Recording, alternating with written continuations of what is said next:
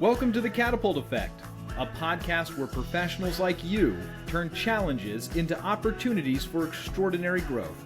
If you're tired of struggling, feeling lost, and ready to catapult yourself into the best version of you, then you're in the right place. Here's your host, Katie Wrigley. Welcome back to the Catapult Effect podcast. I am your host, Katie Wrigley. So today is a special day in my life. It is my 50th birthday. What? I keep doing the math too. I know. Yep. 1974 was actually 50 years ago. It doesn't feel that way. What I wanted to do with this episode, though, is I wanted to take the lessons, the biggest lessons that I've learned over the last 50 years and share them with you so that you can apply them into your life and help benefit from them the same way that I have. I've seen other podcast hosts do the same, and I've seen others that I really enjoy following to do the same. And I've gotten so much out of the insight in their birthday episodes. And so I wanted to do the same, and I'm going to trust that this is going to be helpful to you today as well. So the first thing that I have learned, you are not a starfish. You are resilient and you have limits. Unlike starfish, we cannot regrow a limb. We cannot regrow an organ once it's gone.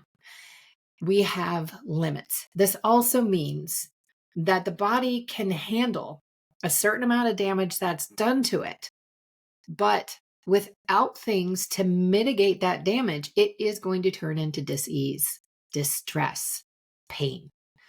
So you want to keep that in mind with anything that you're doing. Balance out anything harmful to the body with healing, restorative practices. And if possible, also minimize the damage that you're doing to your body as well. And remember that even though you are an incredibly resilient human being, you are not a starfish. Second one, and this is probably, and these are in no certain order. They are just in the order they came to me.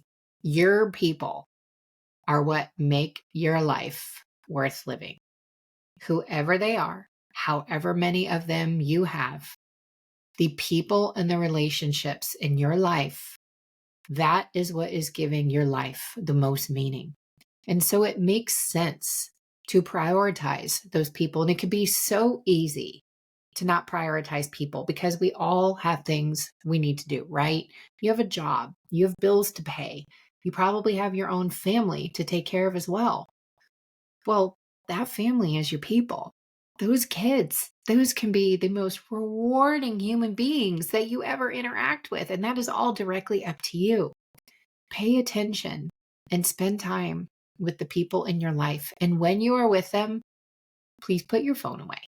Like out of the room, out of sight, be present with them. Others will start to see that. They will start to put their phones down too and really connect with you. Prioritize your people. You will not be sorry.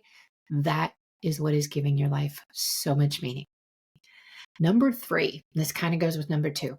Love really is the universal truth. Now, I've heard this said a lot of ways over the years, and I've seen it be true over and over and over again.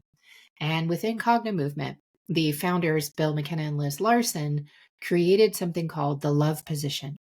And when your eyes are in this position, your body cannot help but just be in the experience of unconditional love. And there's little things that we do to help encourage the neurology to get into that position. But once you're there, it's impossible to feel stress or fear or anxiety or grief or anything else when you're in that love position. It really is the universal truth. And the more that you tap into that, the healthier your mindset and your body is going to be. The more you love yourself, the better overall wellness and health you are going to have. The more you are able to love other people, the bigger your heart is going to get, the more expansive it is going to get. And they are doing so much work with the Heart Math Institute around the science around the heart. I am a newbie. This is not my wheelhouse, but I encourage you to reach out to the Heart Math Institute to find out more science around this universal truth and just how powerful your heart is. It is an incredible organ. It is not only sustaining your life, but the emotions connected with the heart are the most powerful in the world. And really think about it. Like, it is love coupled with adrenaline that gets the mother to be able to lift a car when it's on her toddler. It is love combined with adrenaline that allows us to have these superhuman powers, but none of that happens when the love isn't there. And it can be love of a human being. That is what allows first responders to be able to do what they do. It is a love of what they do, a love of fellow human beings that helps us create these miracles. Love is huge. Don't underestimate it. And the more you can cultivate it for yourself and in your life, the more fulfilled you're going to be. Number 4, blame gets you nowhere. Same with revenge. It may feel good in the moment. It may give you some place for your mind to go. It may give you something to do. And at some point, it's going to feel like shit. So just know that, especially if you take an act of revenge on someone else, it may be satisfying in that moment. But when your anger has dissipated, there's a good chance that you're going to regret it. You don't want to take action when you're in a place of blame or you're in a place where you want to make someone hurt. That is not the time to act. You know, I've heard the expression a lot, and I'm sure you have too. Revenge is a dish best served cold. Well, I think part of the reason behind that saying is by the time it's cold, you don't actually want revenge anymore. And as a side note to that, if someone is carrying a grudge and a desire of revenge over years and is waiting for a chance to retaliate, that's a red flag in that person's character. Just saying. I've known a couple people like that. They're actually kind of scary people. And you may have the same experience, maybe not. But if you are someone who has been waiting for years to take revenge on someone, just check yourself for a moment. What is this giving you? Or what is it actually doing to your body? Because you are in this place of blame and just wanting to retaliate and wanting to hurt because you're hurt. If you really want to let that go, let yourself heal it. Work towards forgiveness. That is what is going to give you that peace. It's not taking revenge on someone else. That is not going to give you the peace that you think it's going to give you. Healing it and allow it to be released from the body, that is what's going to make you feel good again. I promise. Next one, number 5. This kind of goes with the last one. You truly do regret the things you didn't do so much more. Revenge is not included in that, just to be clear. And test me on that, really. Get out of that urge to have revenge. But seriously, when we look at regrets, it is so much more the stuff that we didn't have the courage to do. That is the stuff that we regret. Now, it doesn't mean that we don't, oh man, I regret drinking that much last night. I regret having sex with that person. Yes, we can absolutely regret the things that we've done. But as I look over the last 50 years of my life, where are the biggest regrets? It is in the things that I didn't do. It is in the decades of my 20s and 30s where I was so insecure that I could not let anybody see me. There were so few people who had the courage, who had the perseverance, who had the love for me to get through these ridiculously thick walls that I didn't even know I had up. And I regret so much that I missed out on in those years when I still had all the pigment in my hair and I still had all the collagen in my skin and I still had a faster metabolism and all of the things. I hadn't started losing any bone loss or any of that yet. I regret what I didn't do. I regret that I didn't take better care of my body. I regret that I did not love myself. I regret the actions that I took because I didn't love myself. So yes, there is pieces of actions I took that I regret, but those come overall from where I didn't take action. So do that thing. Talk to the person you have a crush on. The worst they're going to say is no. And get used to hearing that no. It's going to make you stronger. It may suck at first, but it will avoid so many of the regrets that you will stock up by not going after it. So I remember one case in particular, and I'm talking to all of you out there who are dating, who have a crush on someone, and maybe you think you're not good enough for them, and I want to challenge you on that. So this happened 16 years ago. This is the power of regret, guys. So he was someone who went to my gym, and I was really overweight at the time. Like I think I weighed about 30 pounds more than I do now, and I'm about average size now. So I was fairly overweight. and very, very, very self-conscious about it, especially because I had been working so hard to try to lose weight and it wasn't happening. Well, what this man saw that was relayed to me through my trainer was that he was actually impressed by my perseverance, because I would be at the gym before him and I would be there after he left. And he wasn't looking at my weight. And I didn't see any of this for a long time. But there was one day I was working with my trainer at a time I didn't normally. And then I went over to the grocery store across the street after that. Well, he raced after me to be in the grocery store with me. And I still didn't pick this up as a sign of interest. And I just thought, oh, I'll see him again. And when I see him again, then I'll ask him out. I never saw him again. And I still wonder, I still remember his name. And I still wonder what would have been different if I had just mustered the balls to ask him if he wanted to get a cup of coffee sometime. That's all it would have taken. And this guy may have been incredible to date, or he may not have been, but I have no idea. Instead, I am left wondering what may have happened. So take that chance, take that risk, go for that person. Respectfully, of course, hearing their boundaries, and go for it. All right, the next thing. Oh, this is a big one. Number 6, health is a gift. You do not realize how much your health matters until you have lost it. And as someone who has lost good health and now regained it, this is something that I am really, really guarded and very, very passionate about, not just for myself, but for you too. Having good health, being born in good health is a gift. Not everybody gets that.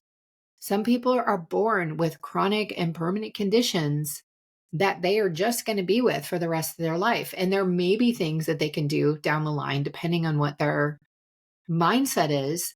But for the most part, if you aren't born in good health, it's going to be more of an uphill journey than it is for other people. And when we are not preserving that health, when we are not holding on to it, you are going to have a point where you're going to regret that in time and wish that you had taken better care of yourself. And everybody has a different threshold for how much they can feed into their health. Mine is very, very high, again, because I've already lost my health. So I'm very committed to doing whatever I need to do to keep my pain levels at a 0, to keep my sleep solid, and to keep my mind in a very healthy place. Health is not something that I will ever take for granted again. And there's times where I'm just overcome with gratitude that I was able to reverse so much of the damage that I did to myself and allowed to have happen to me. So I want to encourage you to really be mindful of your health and do what you need to do to preserve it, and listen to your gut with that. Be your own advocate. All right, next one, number 7. If there is something that you desire and you don't have it yet, you simply are not ready. This is something that I recently picked up from Ryan Holiday, and I am finding it so energizing and motivating to look at that, because instead of the focus on what you don't have, if you're trying to build your audience, if you're trying to go for a certain job, if you're going for a grant, if you're going for a man or woman or other person that you are desiring, if you want to move, whatever it is that you desire, if you do not have it yet, this is not a punishment to you. It is the universe trying to let you know, hey, you aren't ready for this yet. And that's beautiful, because now that gives you opportunity to turn around and go, okay, what do I need to do to be ready for this thing that I desire so much? And now your focus is on the solution and what you can do to make this happen for yourself. And isn't that one of the most empowering things you can do, is shift that focus to yourself? Because the only things in this world you can control are your actions, your responses. And you can also learn to control your thoughts, your emotions, all of those things with more practice. And that is where the power comes from. When you have the power and the courage to change yourself, that is where you change the world, and you create it to be the world that you want it to be. So you are living in the world you desire with the people around you that you want to have around you. So for instance, let's say one of the things that you're looking for, I'm going to stick with the dating theme again, is you really are ready for a life partner and you don't have one. So what that means is the actions that you have been doing in alignment with that goal aren't actually in alignment yet. So you're going to want to shift your actions so that you are more likely to start to create this life partner that you want to have in your life. And so that's a case where you can say, okay, what I've been doing now has not been attracting the partner to me. What do I want to do? What am I willing to do to shift into those actions to find that partner? And what you may find is maybe you're not ready yet. Maybe you're not willing to give up some of your alone time or some of your routine because you're still getting so much out of it. You're not willing to give that up for anybody yet. And that's okay. Honor that. When you are ready, you will take that action and you will continue to take the actions to turn into that person who is ready for that love partner, who is ready for that intimate relationship. Number 8, speak up, tell your truth. It doesn't have to be someone else's truth. Allowing your truth to go out there into the world can give your body some of the biggest relief you've ever felt. I've experienced this repeatedly myself. I don't remember if I talked about this on another episode or not, but historically, the months of August through October, and usually around Halloween in October, is a tough time for me to be in my head. I'm not really sure what the origins of this are, but even after all the work that I've done, it's a tough time for me to be in my head. My mood takes a dive and I find myself battling depression. Well, I never told anybody that truth about me until this year because, in part, because I've done so much work, I was kind of embarrassed that I hadn't been able to shift this part. Like in every way, shape, and form, I am functioning at much higher, healthier levels. And I still have this 2-month gap where it's a little bit harder to be me. But here's what happened. And the same thing will happen for you too when you vocalize your truth. When I spoke into a safe group and said, hey, I really struggle with my mental health this time of year. I've never said that before. And the person's like, thank you for sharing. And what kept you from sharing this before? I was like, I don't know. I think part of it was denial. Part of it was shame. And I'm not really sure, but it felt important to put that out there into the air. And here's what's happened. This has been the easiest August through October that I've ever had in my head. Ever, ever, ever, ever. When you speak your truth, the universe will respond and it will support you. And there is this amazing thing that happens when you can accept where you are and you can put it out there into the world. And sometimes it can just be as easy as looking at a trusted person and looking them in the eye and saying, look, I'm not going to take any drastic measures, but I'm not okay right now. And let that person be there for you. Speak your truth.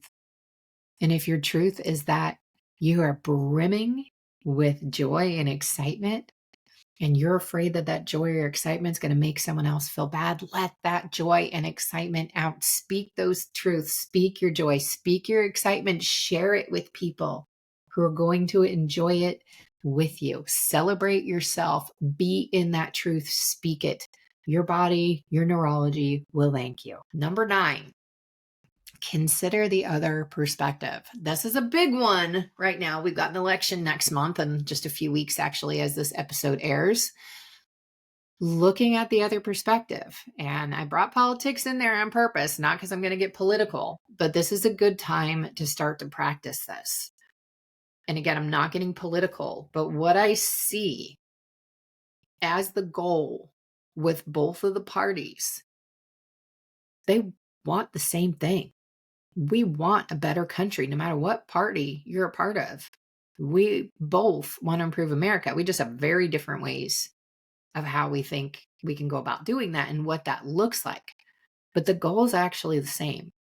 And when you can start to take, now bringing it back more on a microscopic scale, more personal to you outside of the presidential election coming up, but when you can start to look at that other person's perspective, it can be so much easier to be able to connect and navigate any conflict that's going on. So let's say someone's hurt your feelings. Or maybe you've hurt someone else's feelings and you didn't intend to. Put yourself in those shoes for a moment and let go of your intent. Listen to the words that you had said, knowing the intent that they took it with. And can you understand that intent? And the importance of looking at the other perspective is it's going to help you pause. It's going to help you have compassion. It's going to help you have empathy. It's going to help you have more connection to that person that you're talking to when you can start to consider the other perspective. It doesn't mean you have to agree with it. You get to keep all of your beliefs. But as humans in this country, we are getting more and more divided because we have lost the ability to see the other person's perspective. So try to bring that back. And you don't have to agree. You can think they're wrong and still look at all the things you love about that person and don't lose sight. Going back to one of the earlier points about love being the universal truth, don't lose sight of all the reasons you love that person. Don't let the software writers and the other bad actors out there pull you apart from the people you love because you have lost the ability to look at other people's perspectives. Intentionally try to bring that and cultivate that and put it back into your life. You will not be sorry. It is going to open up your mind. It is going to open up your heart, and it's going to help you connect. Again, going back to the earlier point, your people are everything. They're what is bringing so much love and value into your life. Number 10, got just a few more. Have fun. Don't stop playing or moving. We don't get old because we've aged. We get old because we stop giving ourselves permission to have as much fun. We decide that we're too old to do something. We're too old to do this. We're too old to do that. Screw that. Go do what feels fun. Of course, within reason. I'm not talking about at the expense of other people's feelings, but go do something fun. And who gives a shit how old you are? So some friends and I, we did this rope obstacle course that is called Monkey See, Monkey Do, kind of a child focus. And it actually has a whole bunch of kids in their late teens and early 20s. I guess they are technically adult, but wow, they're really young. And there are some teenagers there too. And here we are in our early and mid 50s, and a couple of us are in our late 40s. But we're going to this rope obstacle course as these middle-aged women, and we had a friggin' blast. And it was so much fun. We're actually going back and we're doing it again this weekend because we had such a blast. Because we let go of our age. We decided that we just wanted to have fun. Keep having fun. Laughter is one of the best things that you can do for your body. And enjoyment, it's going to break apart that stress. It's going to help your mind get off of whatever is bothering you. Give yourself that break. Go have fun. Keep playing. If you have kids or grandkids, get on the ground if your body still lets you to and play with them. Roll around with them on the ground. If you have a pet, roll around with them on the ground. My dog goes nuts when I get on the ground with her. She loves it. And it immediately makes me giggle and start to feel young when I do that.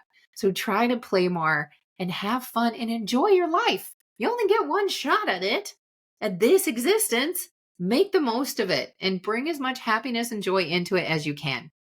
All right, last 2 points. Your mindset is your greatest superpower, or it is going to be your strongest kryptonite. And it is up to you what you do with your mindset. One of my favorite quotes, there's actually a couple of them that go with this. One is by Henry Ford. Whether you think you can or you can't, you're right. Your mindset of deciding whether you can or can't do something, that's going to be the biggest indicator in your prognosis, in the outcome, in the end result. Your mindset, above all else, is the biggest indicator. And whether you think you can or you can't, that's going to dictate it. You're going to find evidence that supports whatever you believe. So believe something in alignment with what you want and make it happen. If you are continually telling yourself you can't, you're stuck, you're not good enough, and you're not doing things to try to work through those bullshit patterns that are not true, you are going to be using your mindset as kryptonite. I'm speaking to this from someone who's been on both sides of it. My mindset used to be my worst kryptonite. I thought that I needed to be in pain to be a good coach. That is crazy now. I have so much more energy now that I'm not in pain. But look at what your mindset is. Where is it kryptonite for you? and where is it your superpower, and go more into the activities that make it your superpower. And then the last point, energy is within everything.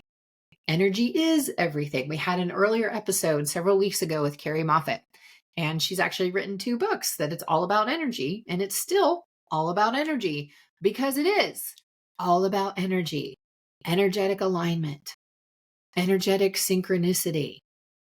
Higher energy levels is where you get bliss, joy, peace. Lower energies are where you get stuck in shame, guilt, anger, fear. They are real. And what's beautiful about it is when you focus on those lower negative energies, you will release them. And when you focus on the higher, more positive vibrational energies, those will get bigger. So that means the more you focus on joy, the more you focus on peace, the more you focus on bliss, the more you have. Whereas the more you let yourself process and feel that shame, the more you let yourself process and feel that guilt, the less shame and guilt you're going to have. Thank you so much for joining me on this episode today. I'm going to go ahead and wrap up.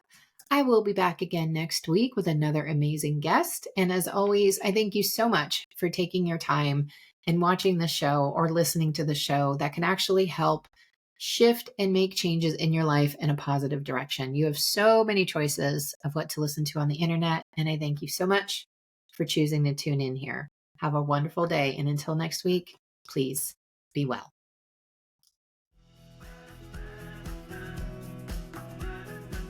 Thank you for joining us today. If you enjoyed this episode, please share with a friend and leave a 5-star review, which helps grow the podcast and reach others just like you. While you're at it, connect with Katie on social media. You can find her on LinkedIn, TikTok, Facebook, and Instagram as @CoachKTDubs. That's CoachKTDubs. This has been the Catapult Effect with Katie Wrigley. Thanks for listening.